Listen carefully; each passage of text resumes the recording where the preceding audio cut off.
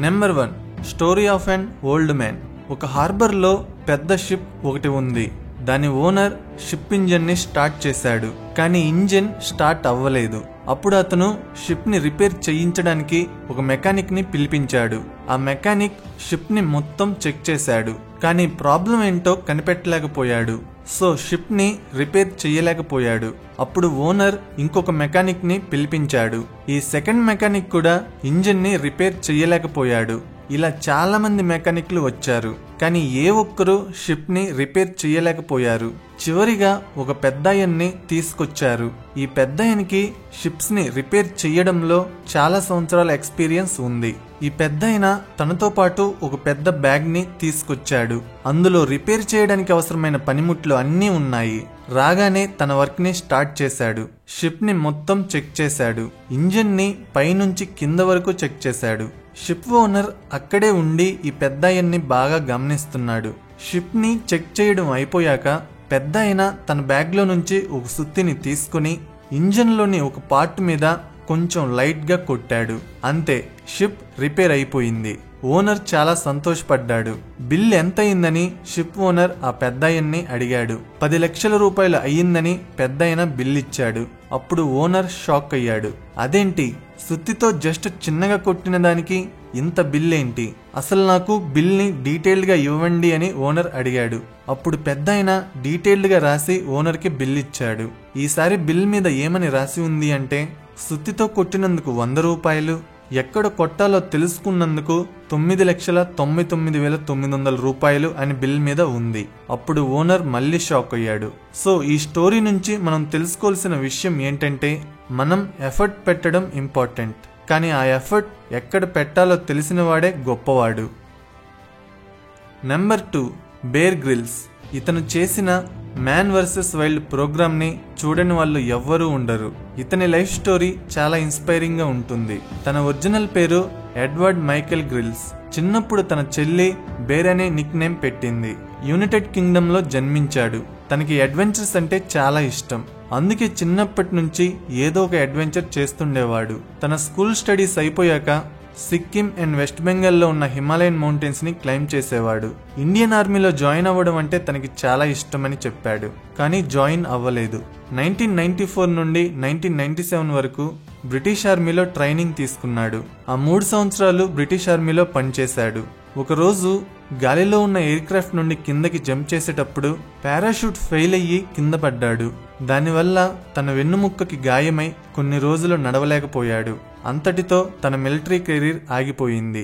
తన హెల్త్ బాగయ్యాక 1998లో తనకి 23 ఏళ్ల వయసు ఉన్నప్పుడు మౌంట్ ఎవరెస్ట్ ని ఎక్కాడు. అతి చిన్న వయస్సులోనే మౌంట్ ఎవరెస్ట్ ఎక్కిన అబ్బాయిగా గిన్నిస్ బుక్ రికార్డ్స్ లో చేరాడు.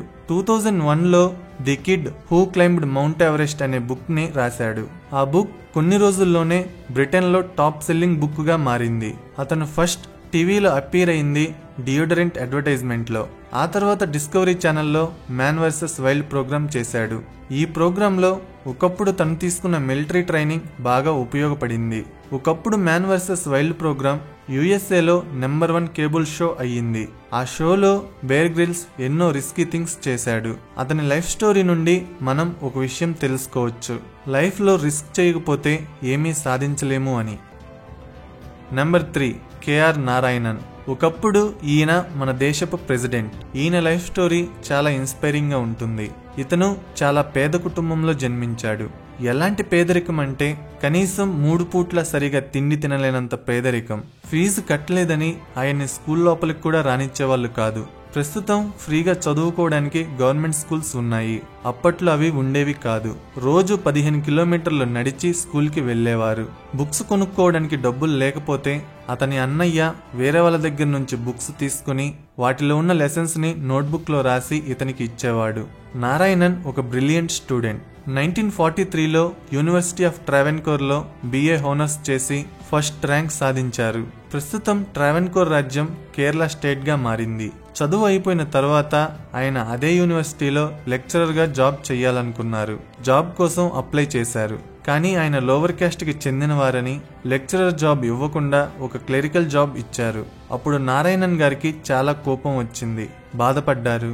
ఈ విషయం గురించి ట్రావెన్కోర్ మహారాజు అయిన బలరామవర్మ గారితో నారాయణన్ గారు మాట్లాడాలనుకున్నారు. కానీ అందుకు మహారాజు అపాయింట్మెంట్ ఇవ్వలేదు. ఇంకా చాలా విధాలుగా నారాయణన్ గారు ట్రై చేశారు. అయినా కూడా ఆయన్ని ఎవరూ పట్టించుకోలేదు. ఏం చెయ్యాలో అతనికి అర్థం కాలేదు. కాన్వకేషన్ రోజున స్టడీస్ కంప్లీట్ చేసిన స్టూడెంట్స్ కి యూనివర్సిటీ అనేది డిగ్రీస్ ని ఇస్తుంది. ఆ కాన్వకేషన్ కి నారాయణన్ గారు అటెండ్ అవ్వలేదు, బాయ్కాట్ చేశారు. కాన్వకేషన్ కి అటెండ్ అవ్వకపోతే నష్టం ఏముంది అని మీరు అనుకోవచ్చు. నార్మల్ స్టూడెంట్ ఎవరైనా రాకపోతే పెద్ద పట్టించుకోరు. అదే యూనివర్సిటీ ఫస్ట్ ర్యాంకరే రాకపోతే సంథింగ్ ఏదో ఉంది అని మేనేజ్మెంట్ అనుకుంటుంది కదా. నారాయణన్ గారు తన సొంతగా ఏదైనా సాధించాలనుకున్నారు. తన ఫ్యామిలీని సపోర్ట్ చేయడం కోసం కొన్ని సంవత్సరాలు టీచర్గా పనిచేశారు. కొన్ని సంవత్సరాలు హిందూ న్యూస్ పేపర్లో జర్నలిస్ట్గా పనిచేశారు. జేఆర్డి టాటా గారి ఫైనాన్షియల్ హెల్ప్తో లండన్ వెళ్లి పొలిటికల్ సైన్స్ చదువుకున్నారు. తన జీవితంలో ఎన్నో కష్టాలని, ఎన్నో బాధలని ఫేస్ చేశారు. ఇండియాకి తిరిగి వచ్చారు. నారాయణన్ గారు ఇండియన్ ఫారెన్ సర్వీస్ జాబ్తో తన కెరీర్ని స్టార్ట్ చేసి 1997లో ఇండియాకి ప్రెసిడెంట్ అయ్యారు. డిగ్రీ ఇన్సిడెంట్ జరిగిన 50 years తర్వాత అదే యూనివర్సిటీకి స్పీచ్ ఇవ్వడానికి నారాయణన్ గారు వెళ్లారు. ఈసారి స్టూడెంట్గా కాదు, ఒక దేశ ప్రెసిడెంట్గా. ఒకప్పుడు తనని ఇన్సల్ట్ చేసిన అదే యూనివర్సిటీ ఆ రోజు ఆయన్ని అందరి ముందు చాలా బ్రతిమలాడుకుంది తమ యూనివర్సిటీ నుండి డిగ్రీ తీసుకోమని. అందుకే కేఆర్ నారాయణన్ గారు అందరికీ ఒక మంచి ఇన్స్పిరేషన్. జీవితంలో ఒక్క విషయం గుర్తుపెట్టుకోండి, మీరు మీ గోల్ మీద హార్డ్ వర్క్ చేస్తే సక్సెస్ అవ్వడం లేట్ అవ్వచ్చేమో గానీ సక్సెస్ అవ్వడం మాత్రం పక్కా. మీరు బాగా ఇష్టపడేవారు మిమ్మల్ని ఇగ్నోర్ చేస్తున్నా, లేదా మీ చుట్టుపక్కల ఉన్న వాళ్ళు మీకు వాల్యూ ఇవ్వకపోయినా డోంట్ కేర్. వాళ్ళని ఒక్క మాట కూడా అనొద్దు. సైలెంట్గా ఉండి మీ పని మీరు చేసుకోండి. బాగా హార్డ్ వర్క్ చేయండి. లైఫ్లో సక్సెస్ అవ్వండి. ఎందుకంటే success is the best revenge. Number 4, Kinzhal Singh. Fake encounters మన దేశంలో చాలా జరుగుతుంటాయి. వీటి వల్ల చాలా మంది అమాయకులు మరణిస్తుంటారు. అలాంటి ఫేక్ ఎన్కౌంటర్ ఒకటి 1982లో ఉత్తరప్రదేశ్లో జరిగింది. కేపీ సింగ్ అనే అతను ఒక డిఎస్పీ. అతనికి ఒకరోజు కాల్ వచ్చింది, 2 క్రిమినల్స్ మా ఏరియాలో ఉన్నారు, వాళ్ళని పట్టుకోండి అని. అప్పుడు కేపీ సింగ్ తన కొలీగ్స్తో కలిసి ఆ ఏరియాకి వెళ్ళాడు. కానీ అక్కడికి వెళ్లి చూస్తే క్రిమినల్స్ ఎవరూ లేరు. కొంచెం ఆలోచించగా అతనికి ఏం తెలిసింది అంటే అది తన కొలీగ్స్ వేసిన ట్రాప్ అని. కేపీ సింగ్ ఒక హానెస్ట్ ఆఫీసర్, కానీ తన కొలీగ్స్ మాత్రం మంచోళ్ళు కాదు, లంచం తీసుకుని పనిచేసేవాళ్ళు. ఈ లంచాల విషయం కేపీ సింగ్కి తెలిసింది. సో వీళ్ళ సీక్రెట్స్ కేపీ సింగ్ ఎక్కడ బయట పెట్టేస్తాడో అని భయంతో తన కొలీగ్సే తనని గన్తో కాల్చి అక్కడే చంపేశారు. డౌట్ రాకుండా ఉండడానికి ఆ ఏరియాలో ఇంకొక 12 మందిని క్రిమినల్స్ పేరుతో చంపేశారు. కేపీ సింగ్ ఎదురు కాల్పుల్లో చనిపోయాడని కేసుని క్లోజ్ చేశారు. ఈ విషయం తన భార్యకి తెలిసింది. ఆమెకి డౌట్ వచ్చింది. సుప్రీంకోర్టులో కేసు వేసింది. న్యాయం కోసం రోజు కోర్టుల చుట్టూ తిరిగేది. ఆమెకి 2 కూతుర్లు. వాళ్ళల్లో ఒక అమ్మాయి పేరు కింజల్ సింగ్, ఇంకొక అమ్మాయి పేరు ప్రంజల్ సింగ్. వాళ్ళిద్దరినీ వాళ్ళ అమ్మగారు కష్టపడి చదివించింది. కానీ వీరి కుటుంబానికి ఇంకొక షాక్ ఎదురైంది. వాళ్ళ అమ్మకి క్యాన్సర్ ఉందని తెలిసింది. వాళ్ళ అమ్మగారికి ఒకే ఒక్క కోరిక, తమ కూతుర్లని ఐఏఎస్ ఆఫీసర్స్ గా చూడాలని. ఆమె చనిపోయేటప్పుడు కూతుర్లు ప్రామిస్ చేశారు ఐఏఎస్ ఆఫీసర్స్ అవుతామని. తర్వాత అమ్మ చనిపోయింది. 2 కూతుర్లు చాలా కష్టపడ్డారు, రాత్రింపగళ్ళు చదివారు. చివరికి వాళ్ళు అనుకున్నది సాధించారు. 2007 యూపీఎస్సీలో కింజల్ సింగ్ 25th ర్యాంక్తో ఐఏఎస్ ఆఫీసర్ అయ్యింది. ప్రంజల్ సింగ్ 252 ర్యాంక్తో ఐఆర్ఎస్ ఆఫీసర్ అయ్యింది. కింజల్ సింగ్ అంతటితో ఆగలేదు. తన నాన్నగారికి జరిగిన అన్యాయంకి ఎదురుగా పోరాడింది. నాన్నని హత్య చేసిన వాళ్ళని అరెస్ట్ చేయించడమే తన లైఫ్ గోల్గా పెట్టుకుంది. 31 years స్ట్రగుల్ తర్వాత 2013లో తను అనుకున్నది సాధించింది. లక్నోలోని CBI special court KP Singh చావుకి కారణమైన 18 మందికి యావజ్జీవ కారాగార శిక్ష వేసింది. కింజల్ సింగ్ అందరికీ ఒక మంచి ఇన్స్పిరేషన్. నెంబర్ 5, శ్రీకాంత్. 23 ఏళ్ల వయసు ఉన్న ఒక బ్లైండ్ పర్సన్ 50 కోట్ల విలువైన కంపెనీని బిల్డ్ చేయగలిగాడు. శ్రీకాంత్ పుట్టుకతోనే బ్లైండ్గా పుట్టాడు. సో ఒక బ్లైండ్ పర్సన్ జీవితం ఎంత కష్టంగా ఉంటుందో మీకు తెలుసు. తన డిసెబిలిటీ వల్ల సమాజంలో చాలా డిస్క్రిమినేషన్ని అతను ఫేస్ చేయాల్సి వచ్చింది. చిన్నప్పుడు తన పేరెంట్స్ని ఊర్లో వాళ్ళు ఇలా అనేవాళ్ళు, మీ కొడుకుని వదిలేయండి, తను మీకు ఏ విధంగా పనికిరాడు అని. స్కూల్లో చదువుకునేటప్పుడు అతని తోటి పిల్లలు తనని లాస్ట్ బెంచ్కి నెట్టేసేవాళ్ళు. అన్ని కష్టాలని ఎదుర్కొని 10th క్లాస్ ఎగ్జామ్స్లో స్కూల్ టాపర్గా నిలిచాడు. ఇంటర్మీడియట్లో సైన్స్ స్ట్రీమ్ని సెలెక్ట్ చేసుకోవాలనుకున్నాడు, కానీ ఏపీ ఇంటర్మీడియట్ బోర్డ్ అందుకు ఒప్పుకోలేదు. బ్లైండ్ పీపుల్కి సైన్స్ స్ట్రీమ్ ఇవ్వరు, కేవలం ఆర్ట్స్ స్ట్రీమ్ని మాత్రమే ఇస్తారు అని చెప్పింది. అప్పుడు శ్రీకాంత్ ఈ విషయం మీద కోర్టులో కేసు వేశాడు. 6 months వెయిట్ చేశాక జడ్జిమెంట్ శ్రీకాంత్కి ఫేవర్గా వచ్చింది. అప్పుడు ఏపీ బోర్డ్ శ్రీకాంత్కి సైన్స్ స్ట్రీమ్ని ఇచ్చింది. శ్రీకాంత్ క్లాస్ 12లో 98% తెచ్చుకున్నాడు.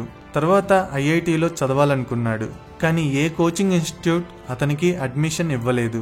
సో అండర్ గ్రాడ్యుయేషన్ చేయడానికి యుఎస్లో ఉన్న కాలేజెస్కి అప్లై చేసుకున్నాడు. ఎంఐటీలో సీట్ వచ్చింది.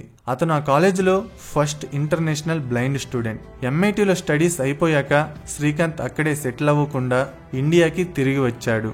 మన దేశంలో అంగవైకల్యం ఉన్న మనుషులకి ఉపాధి కల్పిద్దామనుకున్నాడు. అందుకోసం పేపర్ ప్లేట్స్ని, కప్స్ని, స్పూన్స్ని, డిన్నర్ వేర్ని మ్యానుఫ్యాక్చర్ చేసే ఇండస్ట్రీని పెట్టాడు. తను పెట్టిన కంపెనీలో అంగవైకల్యం ఉన్న 150 మందికి ఉద్యోగాలు ఇచ్చాడు.